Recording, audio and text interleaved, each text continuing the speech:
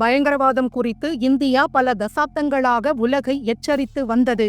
ஆனால் அமெரிக்கா தனது சொந்த மண்ணில் செப்டம்பர் 11 தாக்குதலை சந்திக்கும் வரை இந்தியாவின் எச்சரிக்கைகளை வெறும் சட்டம் ஒழுங்கு பிரச்சனை என்று கூறி நிராகரித்தே வந்தது. 1971 போரில் நேரடி இராணுவ தோல்வியை சந்தித்த பிறகு நேரடி போரில் இந்தியாவை வெல்ல முடியாது என்பதை பாகிஸ்தான் உணர்ந்தது. எனவே இந்தியாவை உள்ளிருந்தே பலவீனப்படுத்த பயங்கரவாதத்தை ஒரு யுக்தியாக தேர்ந்தெடுத்தது. பஞ்சாபில் காலிஸ்தானி பயங்கரவாதம் பரவியது. இதன் உச்சகட்டமாக 1995 ஆகஸ்ட் 31 அன்று சண்டிகர் தலைமை செயலகத்திற்கு வெளியே நடந்த தற்கொலை குண்டுவெடிப்பு தாக்குதலில் அப்போதைய பஞ்சாப் முதல்வர் பியான் சிங் உட்பட 17 பேர் கொல்லப்பட்டனர். அதே நேரத்தில் காஷ்மீரில் ஜிஹாதி பயங்கரவாதம் ஆயிரக்கணக்கான உயிர்களை பறித்தது. காஷ்மீரி பண்டிட்கள் தங்கள் சொந்த மண்ணை விட்டு வெளியேற கட்டாயப்படுத்தப்பட்டனர். இக்காலகட்டத்தில் உளவுத்துறை தகவல்கள் முதல் உயிரிழப்புகள் வரை பயங்கரவாதத்தில் பாகிஸ்தானின் ஈடுபாடு குறித்த ஆதாரங்களை இந்தியா சர்வதேச மேடைகளில் தொடர்ந்து முன்வைத்தது. இருப்பினும் அமெரிக்கா இதனை இந்தியாவின் சட்டம் ஒழுங்கு பிரச்சனை என்று கூறி அலட்சியப்படுத்தியது. இந்திய கருத்தை தீவிரமாக எடுத்துக்கொள்ள மறுத்தது. இதற்கு பின்னால் புவிசார் அரசியல் காரணமும் இருந்தது. பனிப்போரின் போது சோவியத் யூனியனை எதிர்க்க அமெரிக்காவிற்கு பாகிஸ்தான் ஒரு முக்கிய கூட்டாளியாக இருந்தது. முஜாஹிதீன்களுக்கு ஆயுதங்களும் நிதியும் வழங்க பாகிஸ்தான் ஒரு பாலமாக செயல்பட்டது. இந்த முஜாஹிதீன்களே பின்னாளில் தாலிபான் மற்றும் அல்-கொய்தா போன்ற பயங்கரவாத குழுக்களாக உருவெடுத்து பாகிஸ்தானின் ஆதரவுடன் இந்தியாவிற்கு எதிராக தாக்குதல்களை நடத்தினார்கள்.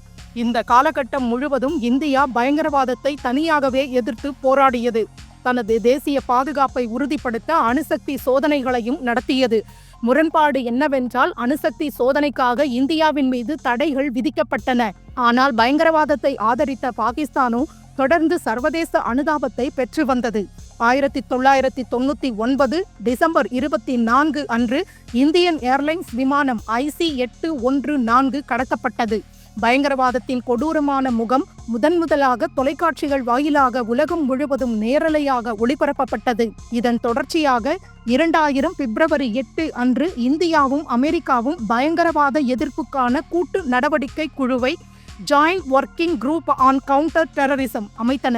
இருப்பினும் 2001 செப்டம்பர் 11 அன்று அமெரிக்காவின் உலக வர்த்தக மையம் தகர்க்கப்பட்டு சுமார் 3000 பேர் கொல்லப்பட்ட போதுதான் அமெரிக்கா உண்மையாகவே விழித்துக் கொண்டது.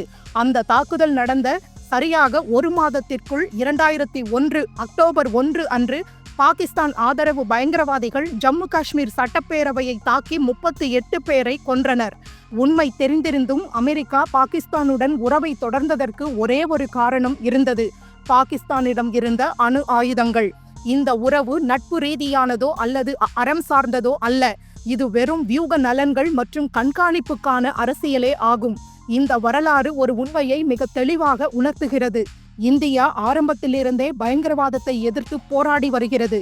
ஆனால் உலகம் அந்த உண்மையை அங்கீகரிக்க நீண்ட காலம் எடுத்துக்கொண்டது. அந்த தாமதத்திற்கான விலையை இந்தியா தனது மக்களின் ரத்தம் மற்றும் எண்ணற்ற உயிர்கள் மூலம் செலுத்தியது. அதனால்தான் இன்று இந்தியா யாரையும் நம்பி இருக்காமல் தனது எதிர்காலத்தை தனது சொந்த நிபந்தனைகளின் அடிப்படையில் பாதுகாத்துக் கொள்ள பழகிக் கொண்டது.